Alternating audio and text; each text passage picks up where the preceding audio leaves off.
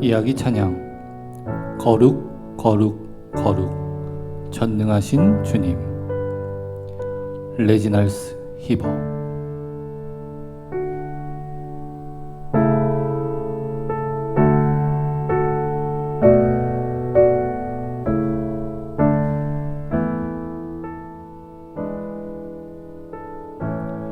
레지날스 히버는 영국의 한적한 마을 호드넷을 좋아했습니다.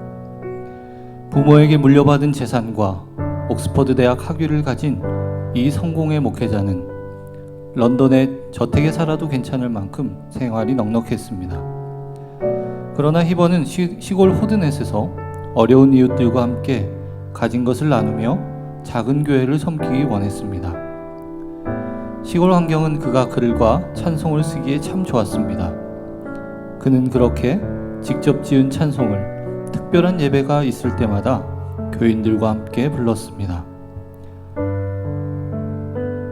그러던 히버가 성공의 주교로 취임하게 되었습니다. 윗사람들은 그가 인도의 캘거타 지역을 맡아 떠나기를 원했습니다.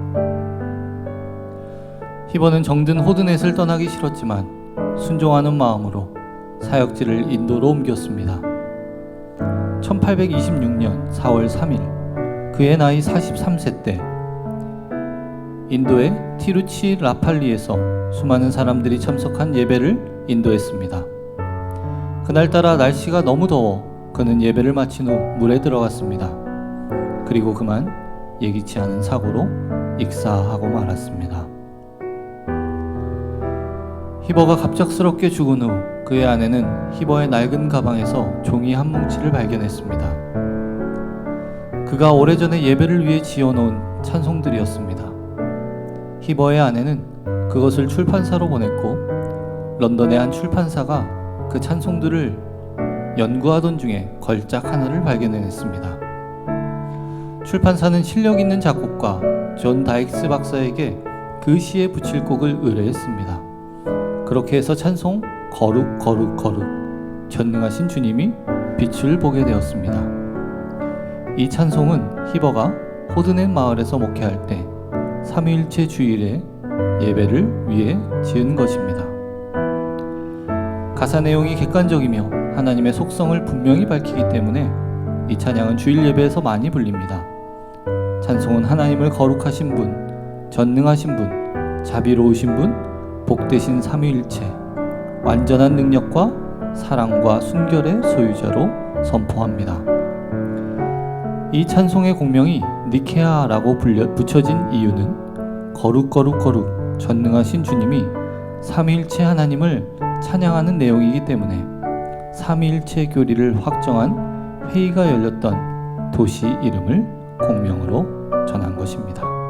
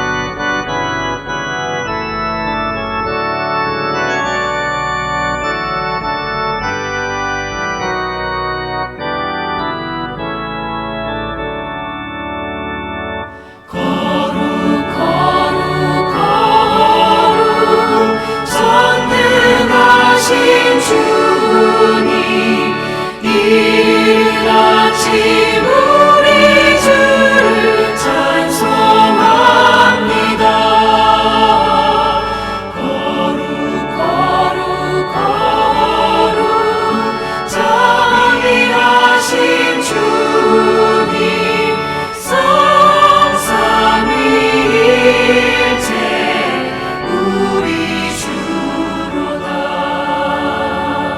거룩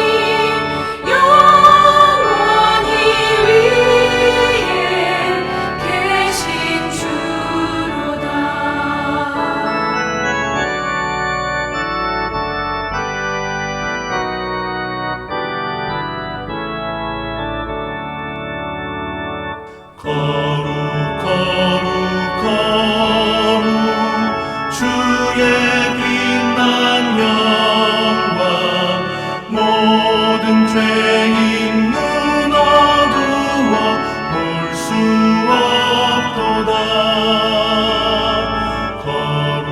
거룩하신 이가 주님밖에 없네. 온전히 전능하신 주로다. 거룩 전능하신 주님, 천지 만물 모두 주를 찬송합니다. 거룩 전능하신 주님, 성삼위일체 우리 주로다.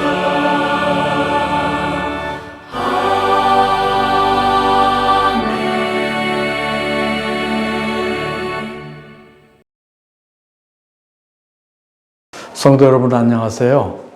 오늘은 지난 수방사에 이어서 노아 언약의 배경을 조금 더 살펴보겠습니다. 성경은 그 홍수 심판이 닥치기 전의 상황을 창세기 6장을 시작하면서 설명하고 있습니다. 에덴에서의 첫 범죄 이후 온 세상은 급속히 죄악으로 물들어 갔습니다. 노아 시대에 이르러 세상이 어떤 상황이었는지 창세기 6장의 첫 두 절이 우리에게 잘 보여주고 있습니다. 창세기 6장 1, 2절은 이렇게 시작합니다. 사람이 땅 위에서 번성하기 시작할 때 그들에게서 딸들이 나니 하나님의 아들들이 사람의 딸들의 아름다움을 보고 자기들이 좋아하는 모든 여자를 아내로 삼는지라. 성경학자들은 대체적으로 여기 하나님의 아들을 경건한 셋의 후손으로 보고 사람의 딸은 불경건한 가인의 후손으로 봅니다. 셋의 경건한 후손들이 사람의 딸들, 즉 가인의 후예들의 딸들을 좋아했다는 그런 말이죠. 이 견해는 어거스틴을 비롯해서 루터, 칼빈과 같은 종교개혁자들도 다 이 견해를 받아들였습니다. 하나님의 아들들이 하나님의 딸들을 좋아했다면 문제가 없었을 것인데, 그런데 하나님의 영광을 떠나서 육체적인 본능에 따라 살아가고 하나님의 영광스러움을 잃어버리고 타락한 죄악된 삶으로 살아가는 사람들의 딸들을 좋아했다는 것이죠. 그들은 그들의 부모와 마찬가지로 악한 생각과 죄악의 삶을 살고 습관화된 악을 가지고 있는 그런 딸들인 것입니다. 결국 하나님의 아들들이 무엇을 좋아한 것이죠? 자기 눈에 보이는 대로, 자기 눈에 좋은 대로 결혼하기 시작했다는 그런 말이죠. 그들의 내면에 선이 있는지, 무엇을 추구하는지, 그들의 내면에서 하나님 나라와 그의 의를 추구하는 그런 삶인지, 이런 것들을 판단하지 않고 눈에 보기에 좋은 대로 그들을 판단한 것이죠. 여러분, 눈에 좋은 대로 판단하는 것, 성경에서 누구 생각이 나죠? 그것은 그 에덴 동산에서 하와가 선악을 알게 하는 나무를 보았을 때 보기에 탐스럽고 먹음직스럽다, 이렇게 했던 것이 우리에게 생각이 나는 것입니다. 하나님의 아들들은 영적인 판단을 잘 하지 못한 것이죠. 더욱이 문제는 하나님의 아들들이 자기들이 원하는 모든 여자를 아내로 삼는 그런 것입니다. 그러니까 이 말은 뭐예요? 하나님이 세우신 결혼 제도, 일부 일처제가 무너지는 것입니다. 인간이 주인이 된 그런 시대를 말하고 있는 것이죠. 결혼을 통해서 가인의 불경건한 계열에 속한 사람들과 셋의 경건한 계열에 속한 사람들이 혼합되고 있는 것을 성경은 말해주고 있는 것입니다. 이렇게 불경건한 가인의 딸들을 데려오니까 어떻게 돼요? 타락의 가속도가 급격히 커져서 경건한 셋의 후손들의 혈통이 엄청나게 세속화되고 타락하게 된 것입니다. 하나님이 더 기다리실 수 없는 지경에까지 이른 거예요. 그래서 창세기 6장 3절은 이렇게 우리에게 말씀하고 있습니다. 여호와께서 이르시되 나의 영이 영원히 사람과 함께 하지 아니하리니 이는 그들이 육신이 됨이라. 그러나 그들의 날은 120년이 되리라 하시니라. 하나님이 하나님의 영을 사람의 육체 가운데 더 이상 두지 않을 것이라고 하신 것입니다. 이것은 이미 아담과 하와가 에덴에서 범죄한 직후에 결정된 일이에요. 그런데 그런 그들의 날이 밝혀진 것이죠. 120년. 이 타락한 세상 가운데 살아있는 사람들의 날이 120년밖에 남지 않았다는 그런 말이에요. 흔히 이 말씀을 토대로 인간의 수명이 120세까지 살 수 있다고 이야기하는 분들이 있습니다. 그런데 이 말씀은 인간의 수명이 120세가 되었다는 그런 말씀이 아니에요. 성경은 홍수 후의 족보에서도 120세가 넘는 사람들을 여전히 소개하고 있거든요. 그러니까 이 말씀은 하나님이 홍수 심판을 120년간 유보해 줬다는 그런 의미입니다. 하나님이 참아주신 은혜의 기간이 120년이라는 그런 말이에요. 120년이라는 시간은 하나님의 인내가 얼마나 큰지를 보여주는 거예요. 창세기 6장 4절에서는 하나님의 아들들이 얼마나 타락했는지를 보여주는 단어가 또 나오고 있습니다. 그것은 네피림이라는 그런 말인데요.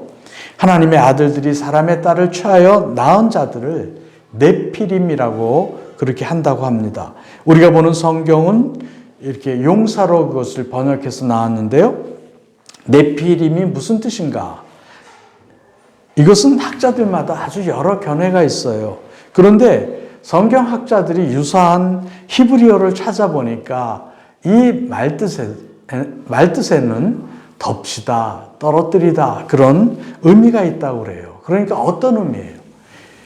평화롭게 살고 있는 사람을 덮쳐서 그들을 폭력과 강포로 지배하고 자신들의 힘을 의지해서 정복하려는 그런 사람들을 뜻하는 것이죠.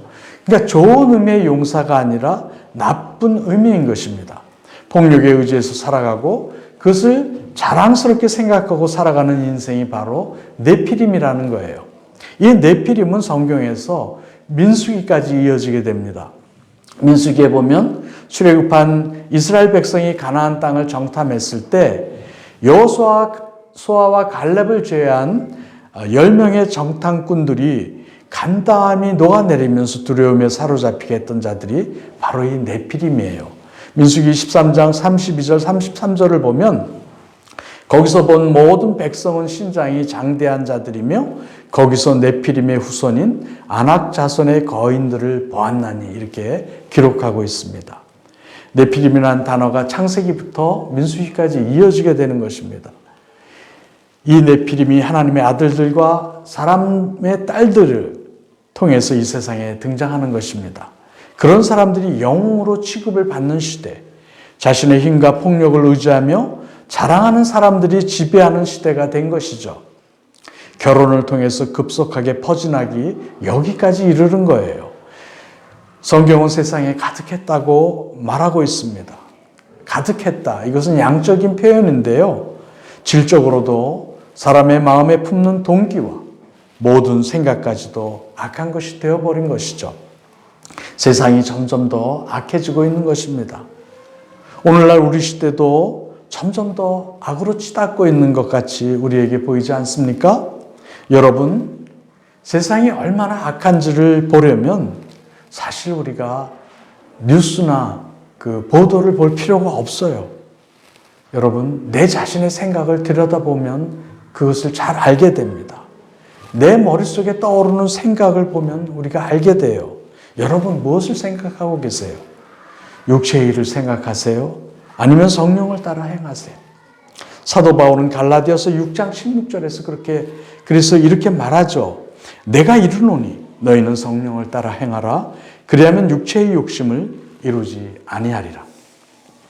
우리 생각 속에 하나님 나라와 하나님의 의를 구하는 생각이 떠오르기를 축원합니다. 우리의 생각이 성령을 쫓아 행하지 않으면, 거룩한 생각으로 바뀌지 않으면 노아 시대의 사람들처럼 우리 생각이 항상 악한 상태로 나아가게 되는 것입니다. 그래서 성경은 우리에게 이렇게 권면하고 있는 거예요. 잠언 4장 23절에서 모든 지킬 만한 것 중에 더욱 내 마음을 지키라.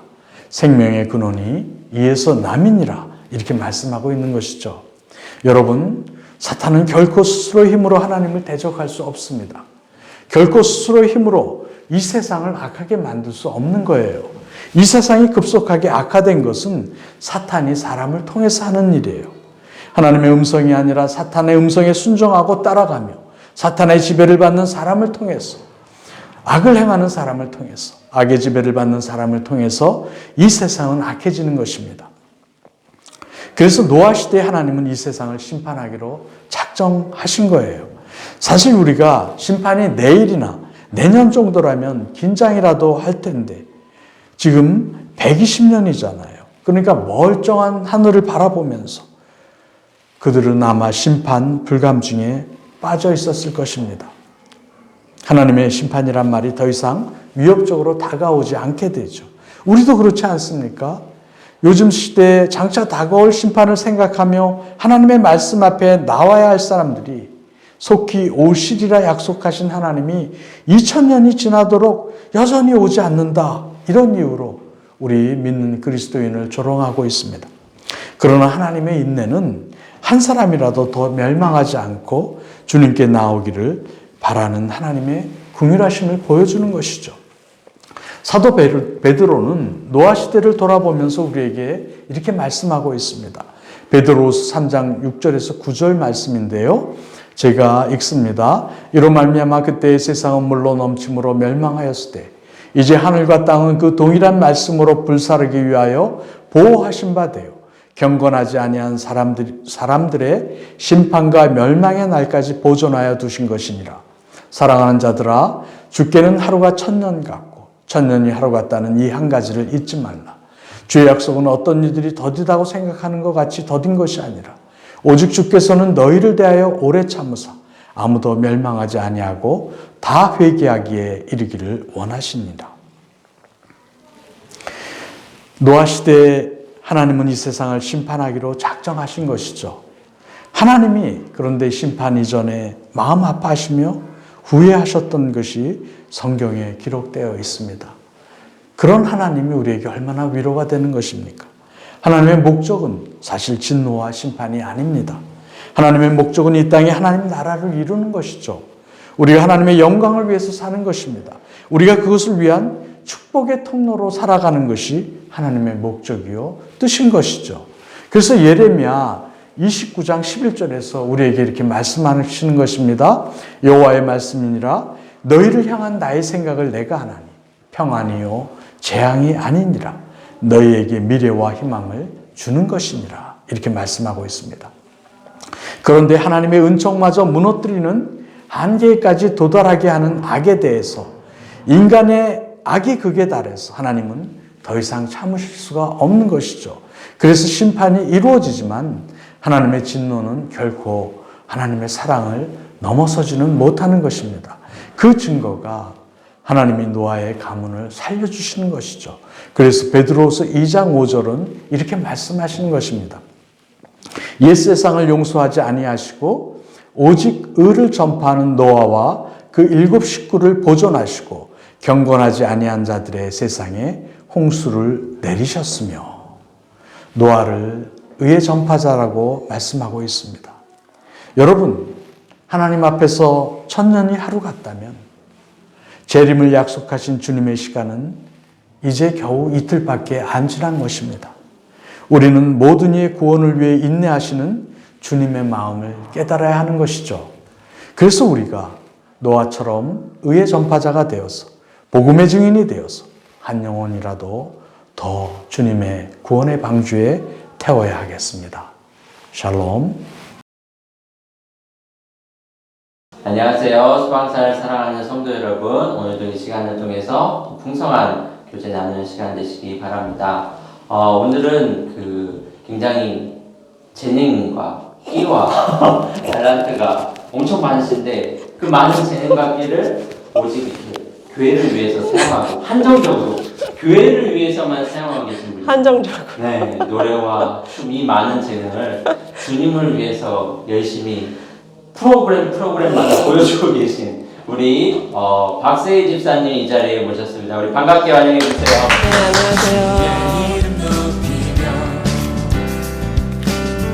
안녕하세요. 안녕하세요. 저는 박세희 집사입니다.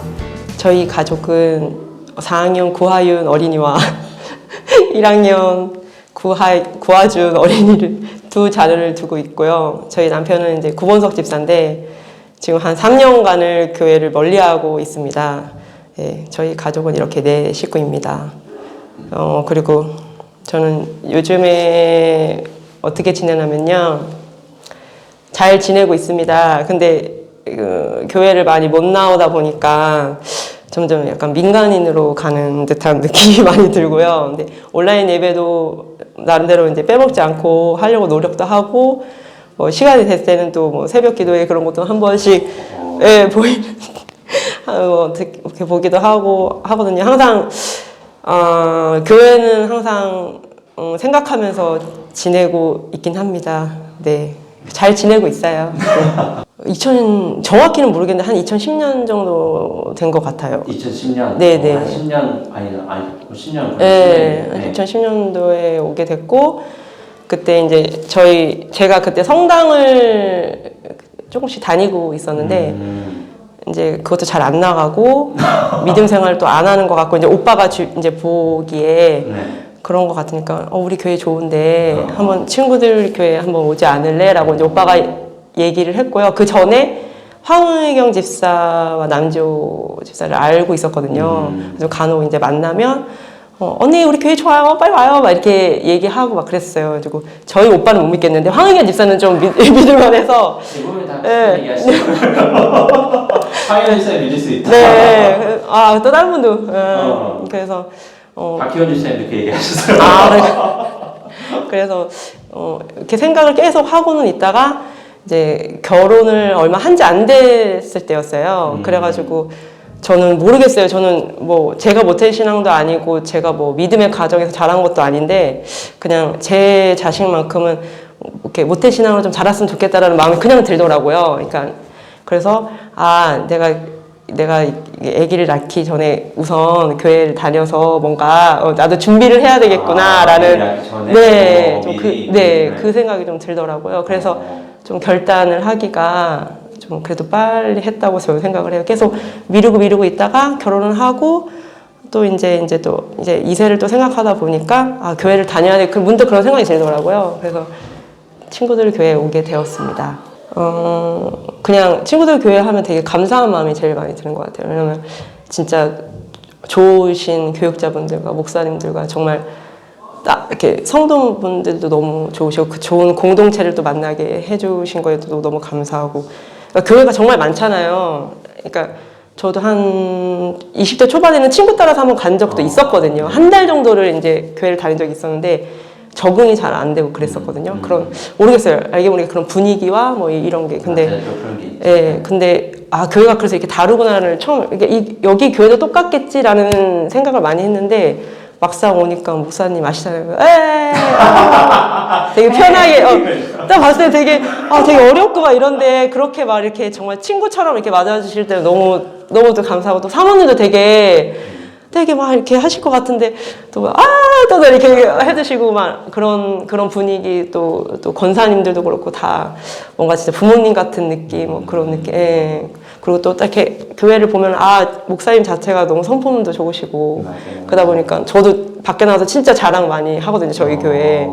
이런 목사님 만나기 힘든 것 같은데 나는 이런 교회 다닌다, 이렇게 많이 하거든요.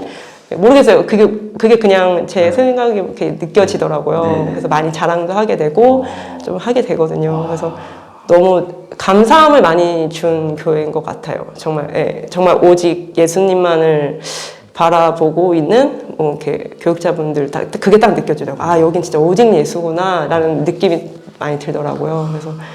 그래서 똑같은 사람인데도 뭔가 이렇게 달라 보이고, 그렇더라고요. 그래서 많이 은혜도 많이 받았었고. 예, 예. 오늘 인터뷰 담임 목사님이 너무 좋아. 목사님 사랑합니다. 사랑합니다. 아이 뭐다 박세희 목사님 진심입니다. 아, 네, 진심입니다. 제가 네. 쏘쏘 말을 잘 이렇게 표현을 잘 안 하거든요. 이런 기회를 그래서 네, 이제 진심으로. 그래서 진짜 목사님 너무 감사합니다. 아, 그냥 하나님을 믿게 되면서 그냥 제일 먼저는 좀 긍정적인 사람이 좀 된 것 같고요. 그리고 그 평안을 누린다는 게 되게 이런 거구나를 많이 느꼈거든요. 그리고 처음에 이제 하윤이를 낳고 너무 힘든 거예요.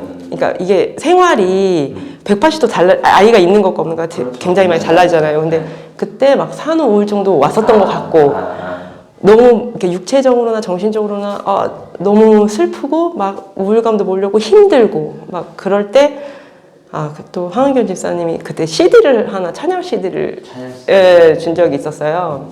그래서 이렇게 아이가 그려져 있는 축복이라는 그런 CD였는데 그걸 진짜 아침부터 애 자기 직전까지 하루 종일 들었던 것 같아요. 아이 안면서 울면서 막 그때 그래도 조금 하나님 만났지 않았나? 지금 생각해 보면 그런 생각이 들더라고요. 그래서 그때 또 기가 막힌 타이밍에 또 그렇게 또 좋은 사람을 붙여주신 것도 너무 감사하고 그래서 그러면서 하나님을 좀 만나고 조금 그래도 신앙이 좀 생기지 않았나 싶어요. 가장 좀 힘들고 또 그럴 때 그래서 지금 드는 생각은 힘들어야 하나님을 찾나 막 이런 생각도 하면서 회개를 하게 되더라고요. 그래서 나에게 갑자기 고난이 닥치는 건 아닌가 이런 두려움도 많이 있는데 그러면서 조금 요즘에 드는 생각은 진짜 기도로 많이 하고 말씀을 해야 되는데 항상 강조하시는 게 기도 말씀이 근데 그게 잘 안 되더라고요. 그게 또 이제 온라인 예배를 드리고 하다 보니까 혼자서 또 하는 그것도 좀 버겁기도 하고 힘들기도 하고 가지고 많이 회개하고 있는 중이에요. 그게 항상 부끄럽고 예전에 한 20살 초반에 친구가 교회를 걔는 이제 모태신앙이었는데 친한 친구가 이제 교회를 초대를 했었어요. 그때 이제 크리스마스 행사 이런 거 막 재밌는 거 하니까 한번 와봐 해가지고 가게 됐었는데 거기서 이제 저는 처음이니까 교회라는 곳이 그래서 막 찬양을 먼저 막 이렇게 하는데 되게 무슨 찬양인지 모르겠는데 되게 밝고 경쾌한 찬양이었어요.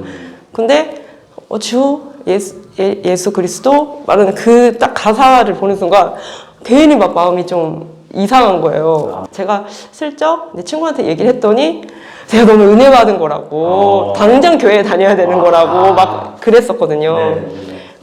그러면서 이제 친구 어머니께서도 친구네 집에서 이렇게 자고 있는데 제가 그때 좀 이렇게 허리가 좀 안 좋아가지고 아파가지고 좀 하는 걸 알고 있었어요. 친구 어머님도. 그러니까 제가 자고 있었는데 제가 자는 줄 아시고 와서 기도를 해주시더라고요. 그때 누군가가 나를 위해서 이렇게 기도한다는 게 너무 감사한 거예요. 그러면서 생각하니 눈물이 나네. 주의 오른손이 나를 붙드시리라. 나를 창세 전부터 계획하시고 지금까지 인도하시네.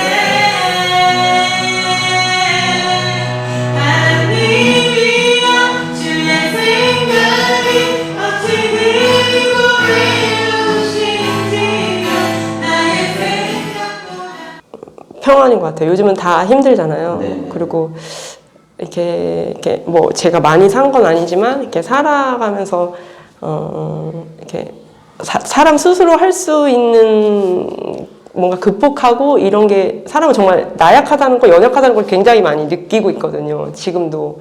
그러다 보니까 그래도 나는 지금 그래도 믿음 생활을 하고 교회를 다니고 하나님을 만난 거에 정말 다행으로 생각을 하거든요.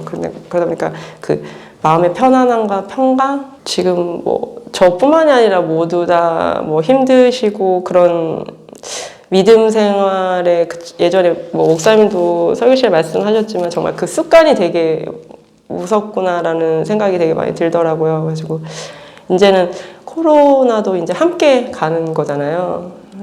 그래서 이제 조금 마음을 좀 편안하게 내려놓으시고 그냥 참된 예배자로 네, 다 나오셔서 같이 만났으면 좋겠습니다. 교회가 너무 그리웠어요.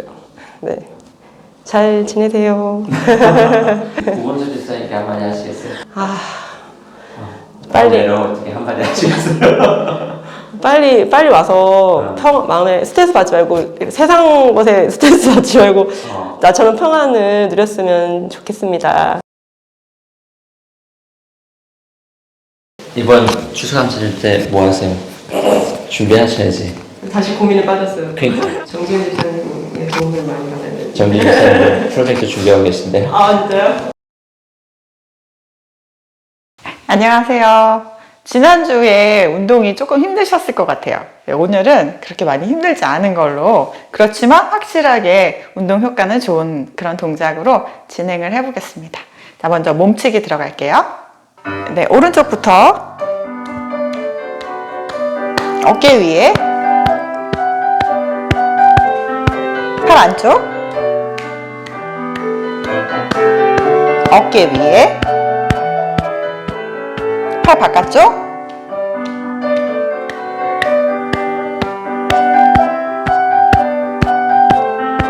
팔 아래쪽.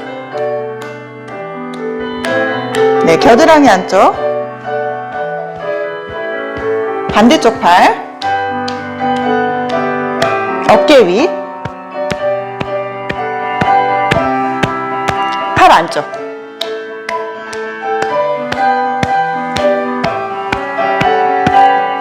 바깥쪽,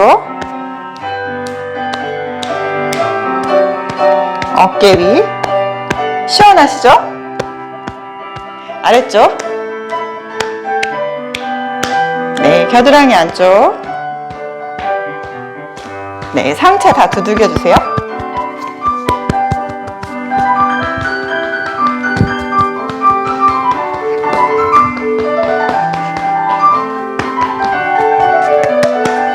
다리 뻗어 놓으시고 발목 바깥쪽부터 엉덩이 뒤에 한 번 더,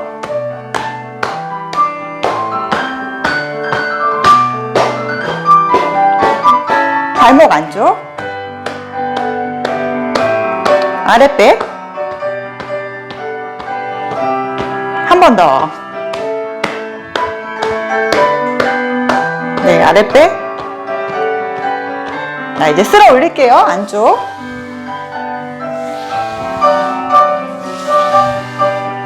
자, 이제 다 전체적으로 두들겨 주세요.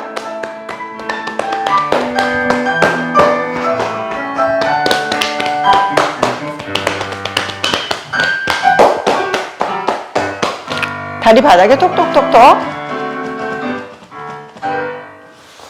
네, 이제 이어서 스트레칭 들어가겠습니다. 허리 반듯하게 턱 살짝만 당겨주시고 어깨에는 힘 풀어주세요.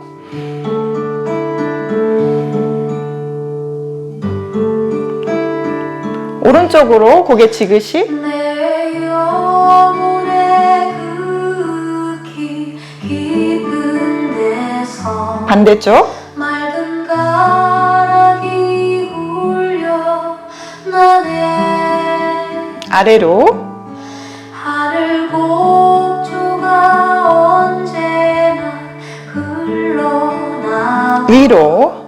내 영혼을 고이 싸네. 네, 정면 오시고 오른팔 접고 왼팔로 누를게요. 평화로 반대로. 하늘 위에서 내려오네. 오른쪽 팔꿈치 머리 위에서 잡을게요. 그 사랑의 호흡 멈춰지지 않도록 해주세요. 영원토록 반대쪽 팔꿈치. 내 영혼을 덮으소서. 깍지 껴서 천장으로 밀어 올려주세요. 마음속에 솟아난 이 평화는 손 앞으로 등 동그랗게 시선 뱉고. 보배로다. 오른쪽 옆구리 늘릴게요. 나의 보화를 캐내어 가져갈 자. 반대쪽. 그 아무도 없으리라. 네, 팔 내리고 오른쪽 다리 들어서 발끝 당겨주세요. 옆으로 접어 놓으시고 허리는 반듯하게 위로 세워주시려고 노력해주세요. 반대쪽 다리 발끝 당겨서 무릎 펴주세요. 옆으로 접어놓고 허리 위로 세워주시고요. 네, 다리는 편안하게 두시고 호흡 마셨다가 내쉬면서 팔꿈치 뒤로 보내주세요. 한 번 더.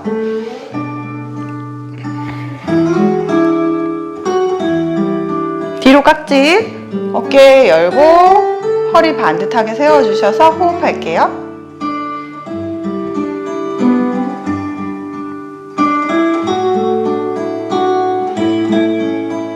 네, 손 풀고 다리 풀어서 오른 다리 무릎에 올리시고 호흡 마셨다가 내쉬면서 등 펴서 내려갈게요.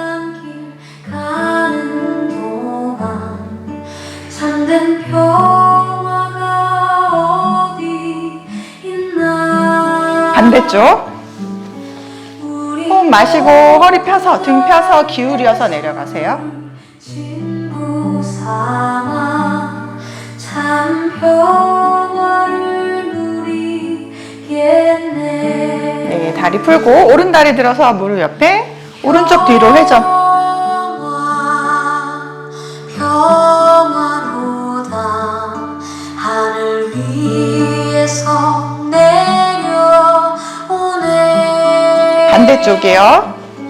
그 사랑의 물결이 영원토록 내 영혼을 덮으소서. 네, 정면 오시고요. 뒤로 손 짚고 등을 펴서 고개를 툭 떨굴게요.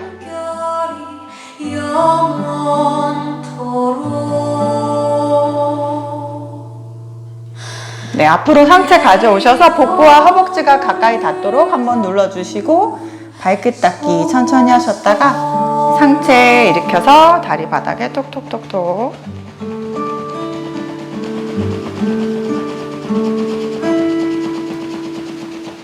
네, 정지. 골반 좀 이완할게요. 다리 하나 앞에 하나 뒤로 놓으시고요. 이렇게 엉덩이 들었다가 내려놓으세요. 4번만 갈게요. 둘, 셋, 네. 자, 반대로. 하나, 둘, 셋, 넷. 자, 다리 앞으로 뻗어 놓으시고요. 엉덩이를 들썩들썩 천천히 해주실게요. 들썩들썩. 둘, 셋, 넷, 다섯, 여섯. 네. 자, 이제 등을 바닥에 대고 눕도록 하겠습니다.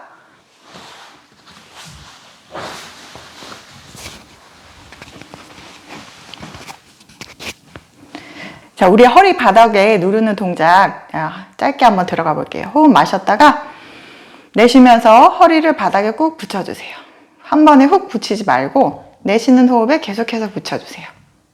자, 2번만 더 할게요. 마시고 내쉬면서 지그시 눌러서 허리를 바닥에 붙여주세요. 마지막 마시고 내쉬고. 네, 무릎을 접어서 가슴 앞으로 안고 살짝 앞뒤로 왔다 갔다 해주셨다가 일어나서 완전히 자리에서 일어나 보시겠습니다. 자, 이제 일어나서 하는 동작으로 진행해 볼 건데요. 다리를 어깨 넓이보다 조금 더 넓게 벌려주세요. 자, 이렇게 넓게 벌리고 양손을 뒷짐지고 엉덩이를 뒤로 빼겠습니다. 이 다리 사이는 내 몸에 맞게 하시면 돼요. 너무 좁지만 않으시면 돼요. 자, 이렇게 한쪽으로 이동할게요. 하나, 둘, 셋, 넷 하시고 자리를 바꾸시는 거예요. 둘, 둘, 셋, 넷. 이렇게 운동하실 건데요. 옆모습 보여드리면 허리가 이렇게 굽지 않아요. 허리 반듯하게 펴서 이동하실 거예요. 네. 자기 자세를 한번 거울로 보시고 하셔도 좋아요. 자, 이렇게 해서 양쪽으로 10개만 가볼게요. 자, 이건 천천히 하는 거라서 네, 빠르게 움직이시면 안 돼요. 자, 오른쪽부터 하나, 둘, 셋, 넷. 반대쪽으로 둘, 셋, 넷. 이동. 셋, 둘, 셋, 넷. 넷, 둘, 셋, 넷. 허리 반듯하게 펴시려고 하시고요. 복부를 살짝 잡아주세요. 둘, 셋, 넷. 이동. 여섯, 둘, 셋, 넷. 일곱, 둘, 셋, 넷. 여덟, 둘, 셋, 넷. 아홉, 둘, 셋, 넷. 열, 둘, 셋, 넷. 네. 상체 일으킬게요. 이 동작을 저는 지금 시간이 없어서 10번만 했는데 한 20번 정도 하시면 좋을 것 같고요. 엉덩이, 허벅지, 복부, 그리고 등까지 다 자극이 되는 운동인데요. 이 운동을 하시고 나서 허벅지에 약간 근육통이 있다면 거기가 약하신 거고요. 허리에 살짝 통증이 계신 분들이 있어요. 그러면 그분들은 허리가 약한 거예요. 이 운동은 다치지 않는 거라서 생각나실 때마다 이렇게 천천히 해주시면은 거의 전신 근육, 그리고 나이 들면서 튼튼해져야 될 근육을 다 다루고 있으니까 생각나실 때마다 하시면 좋을 것 같아요. 환절기에 감기 조심하시고요. 다음 주에 또 뵙겠습니다.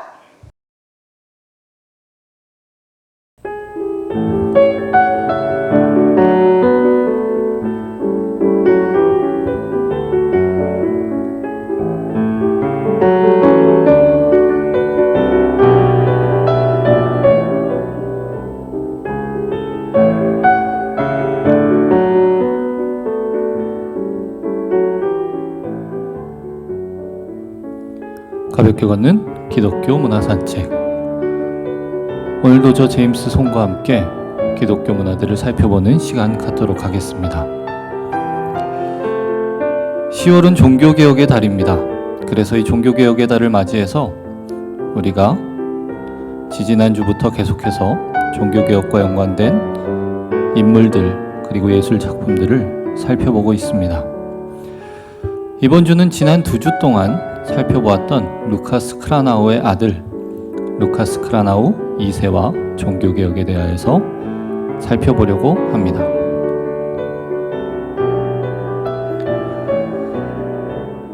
지난 2주 동안 우리가 함께 살펴보았던 루카스 크라나우, 그는 그의 차남과 이름이 완전히 똑같습니다. 그래서 이 같은 두 이름이 혼동되지 않도록 여러 표기 방법으로 루카스 크라나우 부자를 구분하고 있습니다. 독일어에서는 부친 루카스 크라나우, 아들 루카스 크라나우로, 영어에서는 더 엘더와 더 영거를 붙여서 장로 루카스 크라나우, 더 어린 루카스 크라나우 이렇게 표기를 합니다. 한국어에서는 루카스 크라나우 1세, 2세로 표기하기도 하고요. 또는 대 루카스 크라나우, 소 루카스 크라나우 이렇게 붙여서 구분을 하기도 합니다. 이 같은 이름 때문에 저도 앞으로는 루카스 크라나우 1세 그리고 루카스 크라나우 2세로 아버지와 아들을 구분하도록 하겠습니다. 지난 시간들을 통해 설명드렸듯이 루카스 크라나우 1세는 루터의 주 활동 무대였던 비텐베르크에서 47년 동안 살면서 작센 선제후의 궁정화가로서 명성을 떨쳤습니다. 비텐베르크에서 그의 활약은 후에 역시 화가로 활동한 그의 아들에게까지 이어졌습니다. 크라나우 2세는 그의 아버지 루카스 크라나우 1세와 함께 종교개혁 시대의 가장 중요한 독일 화가 중 한 사람입니다. 그와 그의 아버지는 마르틴 루터와 다른 종교개혁자들의 가르침을 열렬히 지지했고 그것을 자신의 재능을 발휘하여 그림으로 또는 판화로 그려냈습니다. 루카스 크라나우 2세는 1515년 10월 4일 독일 비텐베르크에서 아버지 루카스 크라나우 1세와 어머니 바바라 브렌게비어의 둘째 아들로 태어났습니다. 그리고 그는 아버지의 작업장에서 도제로 경력을 시작했으며 그의 형인 한스와 함께 훈련했습니다. 그런데 1537년 한스의 갑작스러운 죽음 이후 루카스 크라나우 2세는 작업장에서 더 큰 책임을 맡게 되었습니다.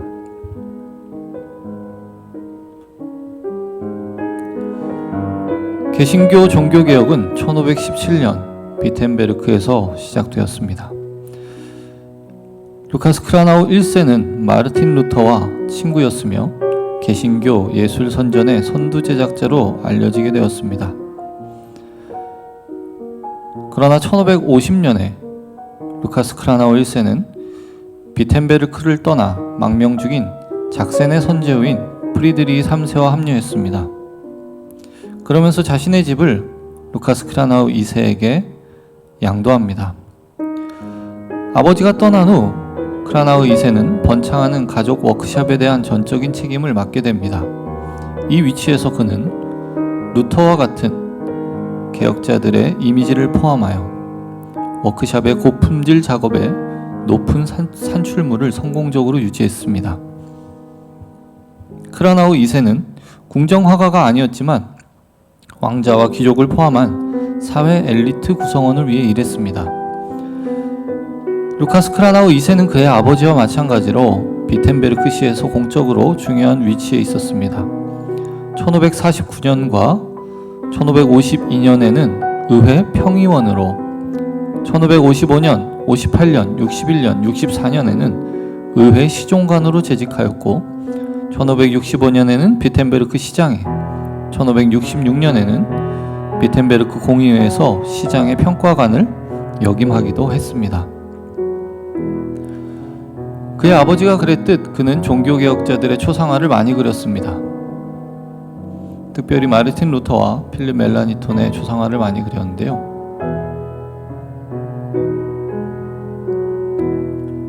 그 중에서도 멜라니톤의 초상화를 많이 판화로 찍기도 하고 그림으로 그리기도 했습니다. 이외에 성경을 주제로 한 루카스 크라나우 2세의 그림을 잠시 한번 살펴보시죠.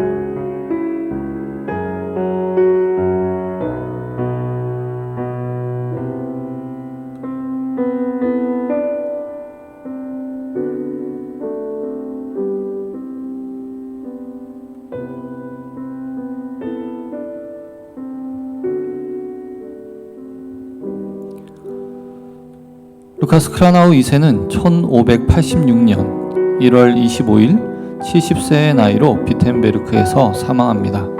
그는 비텐베르크 시 교회로 알려진 종교개혁 재단화가 있는 성 마리아 교회에 묻혔습니다. 작센 안할트 주는 루카스 크라나우 2세의 500번째 생일을 기념하며 종교개혁과 맞물려 1515년 6월 16일부터 11월 1일까지 이 화가에게 국가 전시회 루카스 크라나우 영거 2015를 헌정했습니다. 루카스 크라나우 2세의 생애와 그의 작품을 살펴보고 그동안 선보인 적 없었던 그의 작품들을 선보인 최초의 특별전이었습니다. 그리고 이 전시회는 이러한 타이틀이 붙었습니다. 젊은 루카스 크라나우가 2015년 자신의 탄생 500주년을 기념하기 위해 아버지의 그늘에서 모습을 드러낸다.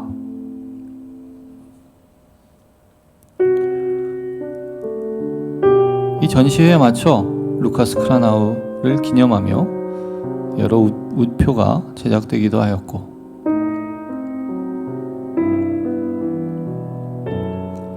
기념 주화까지 발행되기도 하였습니다.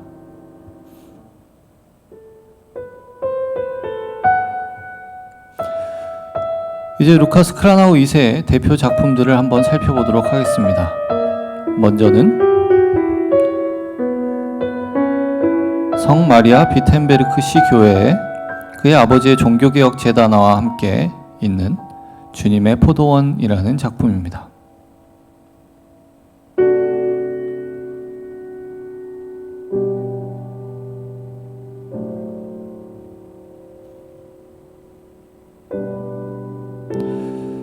주님의 포도원은 울타리로 나뉘어진 포도원을 묘사하고 있습니다. 포도원은 지상에 있는 기독교 교회에 대한 성경적 은유입니다. 포도원 왼편에는 로마 가톨릭 교회의 대표자들이 포도원을 파괴하고 있습니다. 반면 오른편에는 갈퀴를 들고 있는 루터와 다른 종교개혁자들이 식물에 물을 주고 잡초를 제거하며 포도원을 돌보고 있습니다. 루카스 크라나우 2세는 가톨릭 성직자들과 루터교 개혁자들을 주님의 포도원에서 일하는 일꾼으로 묘사함으로써 종교개혁의 의미를 설명하고 있습니다. 이것은 루터가 자신의 95개의 조논제를 게시한 것에 대한 응답으로 교황 레오 10세가 한 성명서를 시각적으로 패러디한 것입니다. 교황은 루터를 파문하면서 숲에서 나온 멧돼지가 포도원을 파괴하려 한다 라고 외쳤습니다. 교황 레오 10세는 마르틴 루터가 하나님의 교회를 파괴하기 위해 일어난 멧돼지라고 폄훼하며 이 멧돼지의 습격으로부터 주님의 포도원을 지키는 것이 자신의 의무라고 말했던 것입니다. 그러나 루카스 크라나우 2세는 교황의 그 발언을 바로잡습니다. 그는 누가 실제로 포도원을 파괴하고 있고 누가 과연 포도원을 돌보고 있는 것인지를 이 그림을 통해 보여주며 종교개혁의 전체 의미를 한 장의 이미지로 간결하게 설명하고 있습니다. 이것은 마치 그의 아버지가 고난받는 그리스도와 적 그리스도라는 제목으로 판화를 통해 종교개혁자들과 예수 그리스도와 적 그리스도를 비교하는 것과 같은 그런 방법입니다. 그림은 한 포도원을 좌우로 양분하고 있는데 왼편의 포도원은 방치와 관리 잘못으로 식물들이 시들어 버렸습니다. 이 포도원에는 교황, 추기경, 주교, 사제, 수도사들이 있는데 이들은 열심히 일하고 있는데 그들이 열심히 일하는 것은 멀쩡한 포도나무를 뽑아버리고 불에 태우고 우물과 밭에 돌을 던지는 것입니다. 왼쪽의 포도원의 모습을 조금씩 상세하게 살펴보도록 하겠습니다.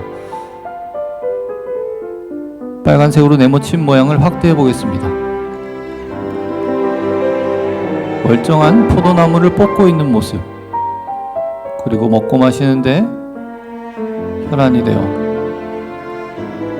일에는 전혀 관심이 없는 듯한 그런 장면들이 있습니다. 이번엔 조금 아래쪽을 볼까요? 이쪽에는 지팡이로 밭을 훼손하는 모습, 그리고 그 뒤에 모습을 보면 밭에서 돌을 골라내는 것이 아니라 밭에 돌을 던지고 있는 모습입니다. 그리고 가지고 간 포도나무들을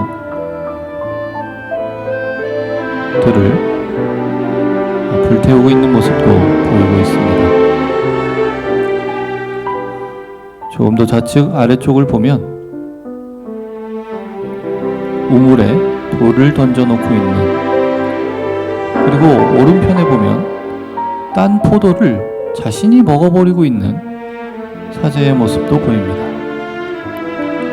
이 그림의 정점은 바로 가장 좌측 아래에 있는 이 부분일 것입니다.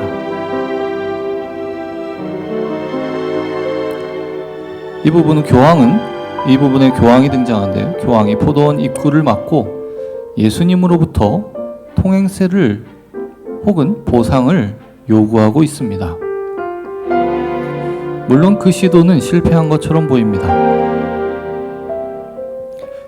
예수님의 주인인 그 포도원을 자신의 사람들로 막고 들어가지 못하게 하고 있는 교황의 모습. 이 모습은 마치 마리아와 성인 숭배, 연옥, 고해 등의 거짓 교리로 예수 그리스도의 복음을 파괴하고 있는 로마 가톨릭의 모습을 보여주는 것일 것입니다. 한편 오른쪽의 포도원은 종교개혁자들의 재배 아래 번성하고 있습니다. 마르틴 루터로부터 젊은 마티아스 플라키우스에 이르기까지 비텐베르크와 관련된 12명의 개혁가는 땅을 개간하고 새롭고 건강한 식물을 가지치게 하고 관계하고 있습니다. 위쪽부터 한번 살펴보시죠. 열심히 밭을 돌보고 있는 종교개혁자들의 모습이 등장합니다.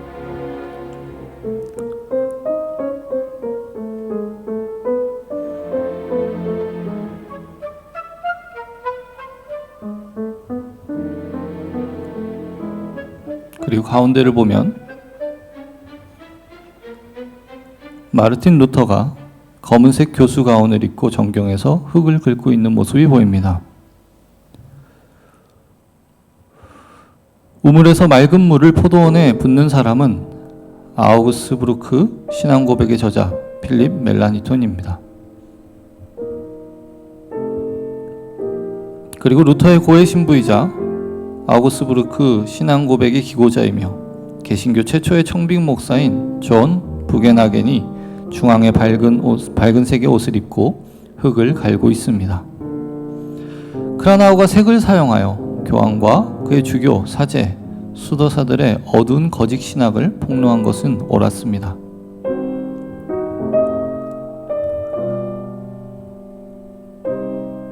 우리는 이 크라나우 2세의 그림을 통해 우리 안에 종교개혁의 정신이 얼마나 있는지를 살펴볼 필요가 있습니다. 우리는 우리의 이익을 위해 마치 교황과 사제들이 그러하는 것과 같이 주님의 포도원을 이용하거나 훼손하고 있지는 않습니까? 우리는 포도나무와의 연결을 가치 있게 생각합니까? 아니면 예수님은 어려울 때 우리가 편리하게 사용할 수 있도록 우리에게 연결되어 있는 존재입니까? 그림의 왼쪽으로 미끄러지기 시작하는 것은 매우 쉽습니다.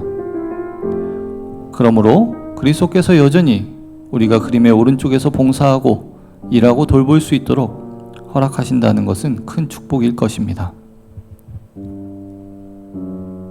그리스도께서는 당신의 신성한 포도원에서 일하는 일꾼으로 우리를 부르셨습니다. 종교개혁자들을 부르신 것과 마찬가지로 말입니다. 우리는 그의 포도원 오른쪽에서 그의 충실한 종이 되는 특권을 누리고 있습니다. 우리는 이것으로 인하여 하나님께 감사드립니다. 크라나우는 주님의 포도원을 통해 당시 종교개혁가들을 옹호할 뿐 아니라 오늘날을 사는 크리스천에게도 과연 당신은 어느 편에 서 있는지를 살피라고 교훈하고 있습니다.